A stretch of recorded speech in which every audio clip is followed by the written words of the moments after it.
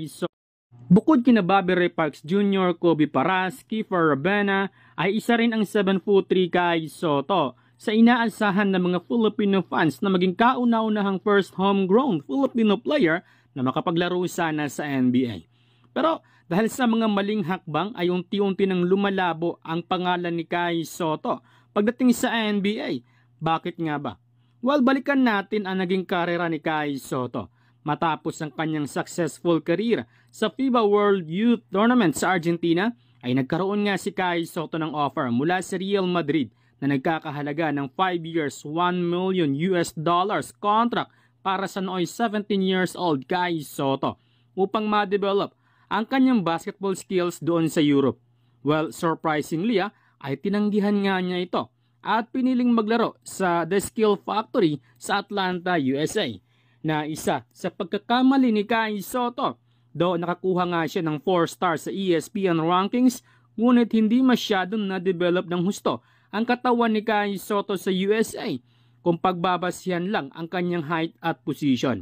Well, taong 2019 ay naging 4-star recruit si Kai Soto ng Kentucky, Gonzaga at Georgia Tech.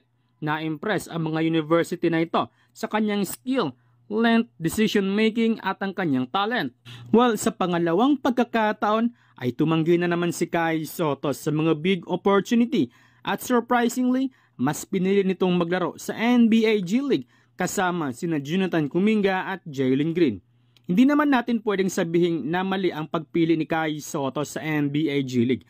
Sadyang mahihirapan siyang makapasok sa rotation dahil nandoon nga ang mga 5-star recruit tulad ni Jalen Green at Jonathan Kuminga.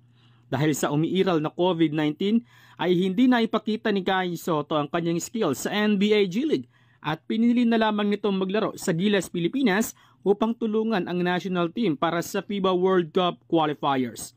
Kasabay ng paglalaro ni Kai Soto sa FIBA Bubble ay siya ring pagsisimula ng NBA G League Bubble. Well, sa FIBA qualifiers ay na-sweep naman nila sa kanilang laban kontra sa Thailand, Indonesia at ang malakas na kalaban na South Korea. Decente naman ang ipinakita ni Kai Soto na kung saan ay nag-average nga ito ng 9.3 points, 7 rebounds per game. Well, mas lalong umingay ang pangalan ni Kai Soto matapos na mag-back out ang New Zealand para sa Olympic qualifying tournament, dahilan upang Pilipinas ang papalit sa kanila. Hindi basta-basta ang mga nakaharap ng Gilas sa OQT na kung saan ay nakaharap nila ang malakas na Serbia na pinangungunahan ni Boban Marjanovic. So far, maganda naman ang kanyang ipinakita doon at sa naging bakbakan nila noon. Makikita ang pagiging confident ni Kai Soto pagdating sa loob ng court, lalo na ang kanyang pagiging playmaker. After ng laban nila sa Olympic qualifying tournament ay muli na namang ginulat ni Kai Soto ang mundo nang tanggihan niya ang maglaro sa NBA Summer League at piniling maglaro sa NBL Australia. Well, not bad dahil isa rin ang NBL Australia sa best league pagdating sa basketball.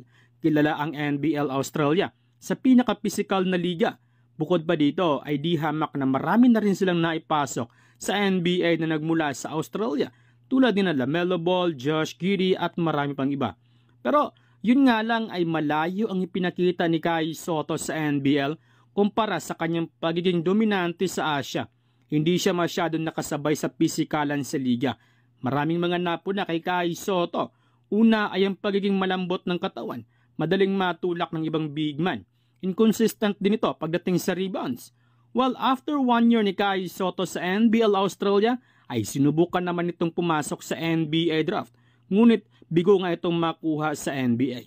For the second time ay bumalik si Kai Soto sa NBL Australia. In 2 years ni Kai Soto sa Australia, ay nag-average lamang ito ng 7.1 points, 4.5 rebounds per game. Pero isa sa may tuturing na stupid decision ni Kai Soto ay nang tanggihan nito ang kanyang third-year player option sa NBL Australia at piniling maglaro sa Japan B-League sa kupunan ng Hiroshima Dragonflies. Well, kung pagbabasihan natin ang liga sa Australia kumpara sa Japan, sino kayang NBA player ang nakapasok sa NBA na galing mismo sa Japan B-League? Well, si Rui Hachimura, Japanese citizen pero galing sa Gonzaga University. Yuta Watanabe, galing sa NBA G League. Habang si Yuta Tabosi naman ay naglaro sa NBA Development League. Mostly sa big man na umuusbong ngayon sa NBA ay galing sa Europe tulad nina Nikola Jokic, Joel Embiid, Kristaps Porzingis, Rudy Gobert at Domantas Sabonis. Kaya masasabi talaga nating sayang ang offer ni Kai Sotto sana sa Europe. Bukod sa Real Madrid, ayon sa mga sources na nagkaroon umano ng offer si Kai Sotto sa Spain, Germany at Lithuania. Well, sumubok naman si Kai Sotto sa NBA Summer League sa Orlando Magic. Ngunit hindi ito masyadong nagdomina at nagkaroon pa nga ito ng lower back injury. Pagkakataon na sana nito na magdomina sa FIBA World Cup. Ngunit ganoon pa rin ang nangyari. As of now, balik si Kai Sotto sa Japan B-League at nagpapagaling pa sa kanyang lower back injury. Sa mga homegrown Filipino basketball player na sumubok sa NBA, ay tanging si Kai Sotto na lang ang kamuntikan pa sanang makapasok sa NBA.